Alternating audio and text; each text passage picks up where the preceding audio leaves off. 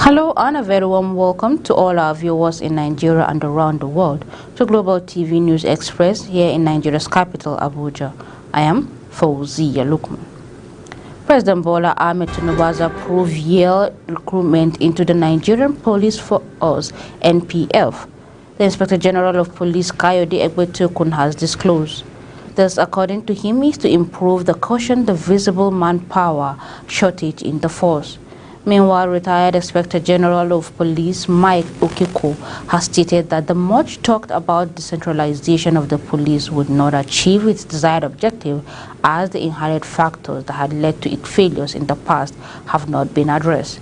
Arresting officers and men of the Kwara State Police Command in Ilorin during the one-day office visit yesterday, Egbetokun lamented that one policeman does the job of two policemen currently, noting that the increase in the manpower would be gradual. He stated that Tinubu had given him approval for yearly recruitment into the force. Minister of Employment and Labour and Senate-elect for Plateau South, Simeon Lalong, has received the 11 All Progressive Congress APC members-elect of the Plateau Assembly, declared validly elected by the Court of Appeal sitting in Abuja. He said their victory is for the progress of the Plateau people, and he said it was important for the member-elect to pay a visit to the leader of the APC in Plateau State to appreciate his leadership and guidance throughout the period of the struggle. APC Plateau State Honorable Rufus Baturi, who represented the members-elect to the former governor, said the journey to their victory was long and visit because the failure of the PDP to abide by its own constitution and the constitution of Nigeria. The National Working Committee of the ruling All Progressive Congress APC on Friday inaugurated members of the Caretaker Committee for Rivers State chapter of the party.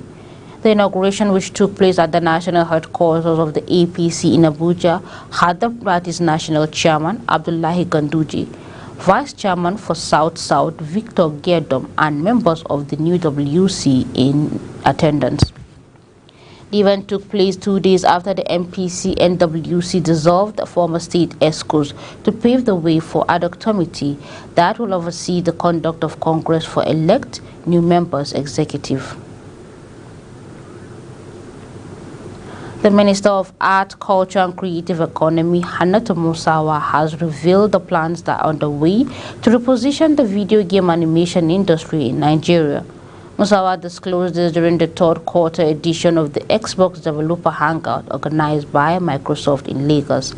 According to her, this will be done in such a way that Nigerian movies, music, fashion and culture will feature in every locally produced video game. She said the industry holds lots of employment potential for the youth, adding that consultations with the Microsoft will help in the actualization of our vision in that aspect. You're watching Global TV News Express, coming to you live from Nigeria's capital, Abuja. We are on StarTime channel 276. Kindly follow us across social media platforms using @GlobalTVNG and other handles now showing on your screen.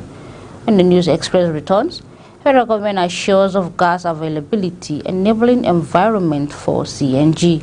The news continues shortly with details of these and other stories right after this short break. Please don't go away.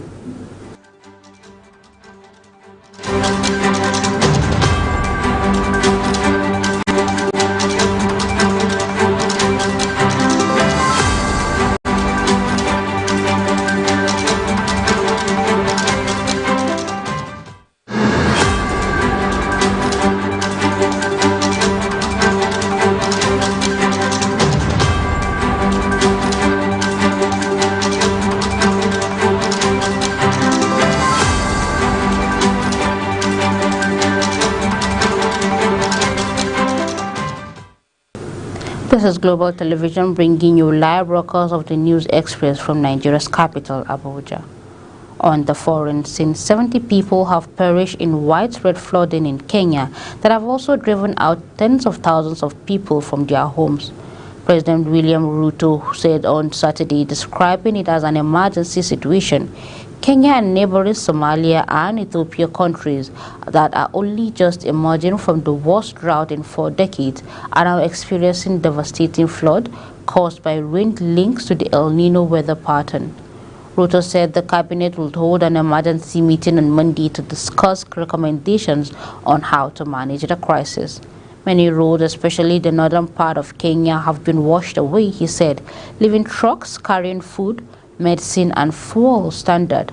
He said the Kenyan Defense Force have been called in to airlift supplies to maroon communities. Conflict-weary Somalia was admitted Friday into the East African Community (EAC) as the 8th member of the bloc as it seeks to expand free trade across the region.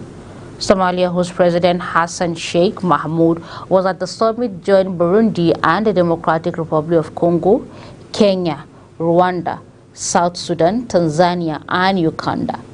The EAC headquarters in Tanzania town of Arusha, where the summit was taking place, was founded in 2000 and works to encourage trade by removing custom duties between member states.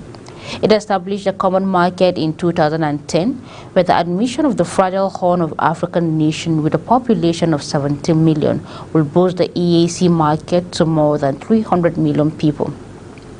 Somalia also has the longest coastline of the mainland African country and would add more than 3,000 kilometers of shorelines to the bloc, stretching it from Atlantic through the Indian Oceanic up to the Gulf of Eden.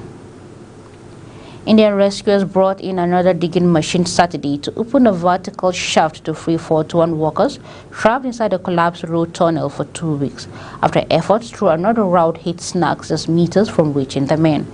In the latest setback, during the frantic attempts to rescue the increasingly desperate workers, engineers drive through the metal pipeline through 57 meters of rock and concrete, run into metal rods and construction vehicles buried under the earth. Just 9 meters from breaking through, drilling with a giant earth-boring machine has installed while using gas-cutting tools to remove thick metal girders from the inside of the confined pipe. Hamas fighters released 24 hostages yesterday on the first day of the war's first truce, including Israeli women and children, and Thai farmers after guns fell silent across the Gaza Strip for the first time in 7 weeks. The hostages were transferred out of Gaza and handed over to the Egyptian authorities at the Rafah border crossing, accompanied by 8 staff members of the International Committee of the Red Cross (IRCR) in 4 cars envoy. The IRCR said Qatar, which acted as mediator for the truce deal, said 13 Israelis have been released, some with dual nationalities, plus 10 Thais and a Filipino. 39 Palestinian women and children were released from Israeli jails in return for the 13 Israelis, Qatar had said. Let's move to business now, where the hike in inflation figures facing Nigeria's economy and the deadline for foreign exchange, which has led to the shutdown of some businesses in the country, is of grave concern to those business entrepreneurs and experts at a training workshop in the nation's capital, Abuja. They unanimously agreed that businesses can only survive the harsh economic situation in the country by acquiring and applying requisite business skills, models and strategies before investigating. Global TV correspondent Anthony Mamodu gives the details. The founder of SBM Business School, Isaac Ajisefe, and other business gurus says the effect of the inflation on Nigerian businesses can be turned around by business owners if they acquire the requisite training before investing into the business. This training is called Exponential Growth and Profit Cost Extra. The present economy needs new method, new strategies, new principles, new tactics, new ideas.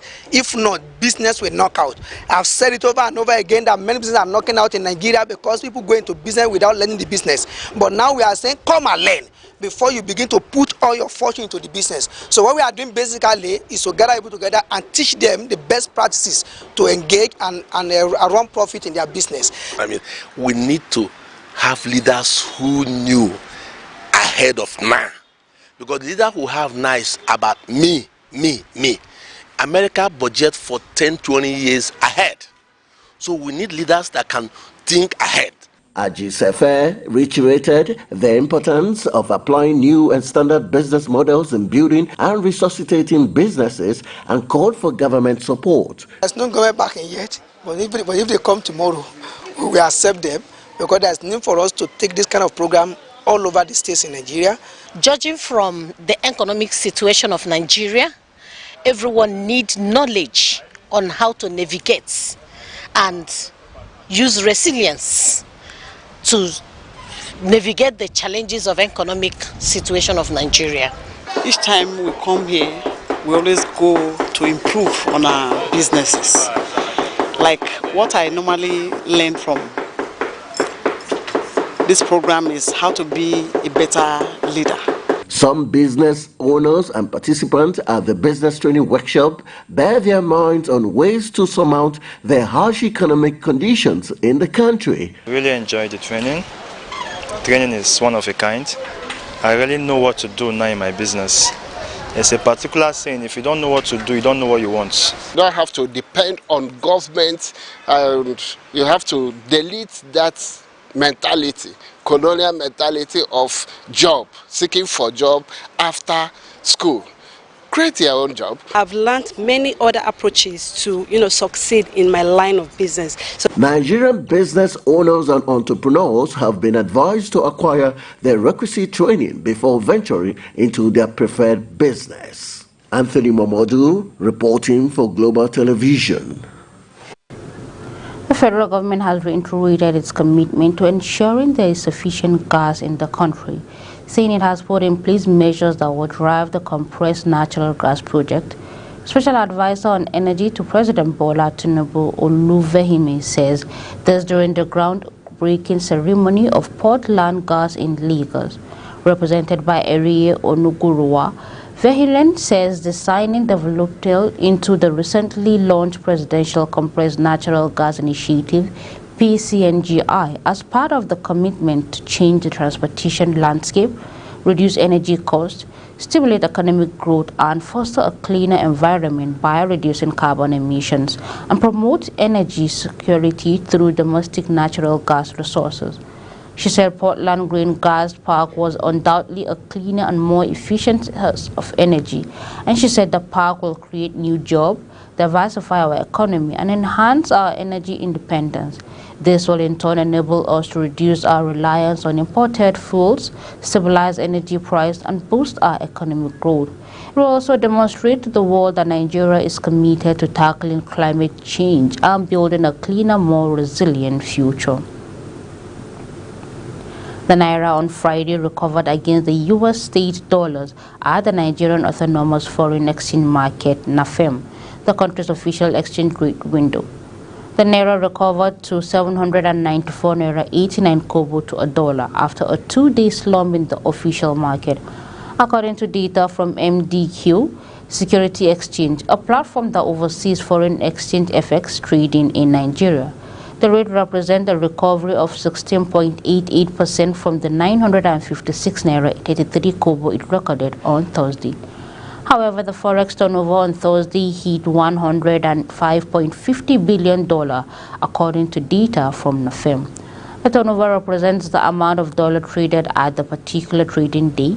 Consequently, at the day, the parallel market, the Naira sustained its appreciation against the dollar as it appreciated on Friday from 1,160 Naira to 1,155 Naira.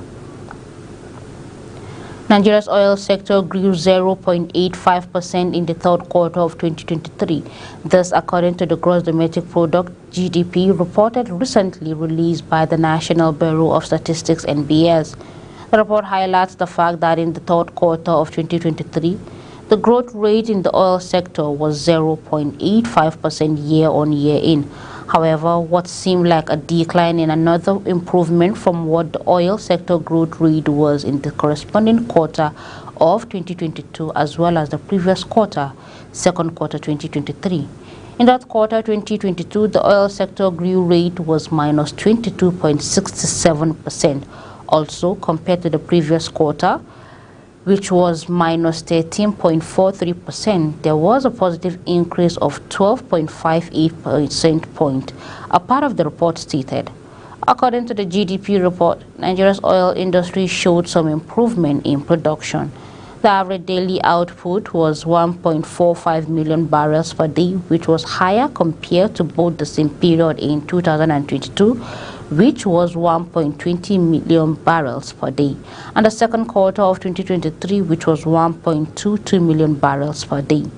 This increase in production was 0.25 million barrels per day from last year's third quarter and by 0.23 million barrels per day from second quarter this year.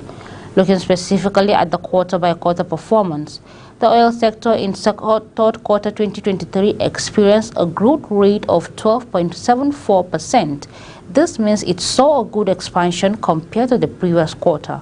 Meanwhile, in terms of its contribution to the total real GDP, the oil sector contributed 5.48% in the third quarter of 2023. The Vice President of the International Petroleum Marketers Association of Nigeria, IPMAN, Abubakar Mai-Ganti Shettiman, has urged the IPMAN stakeholders to deploy its willpower towards a credible partnership with the federal government for a quick rehabilitation of the nation's refinery.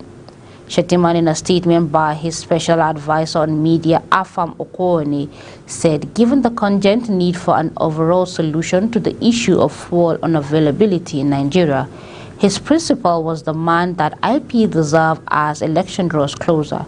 He noted that IPMAN has remained the engine room of Nigerian economy despite its many recent leadership trails, given the tourism that Nigeria rely heavily on petroleum and its byproduct to drive the economy. And in sport, Hewitt declares his tennis band of brothers will give everything to bring back Davis Cup to Australia. Anthony Momodu has more details.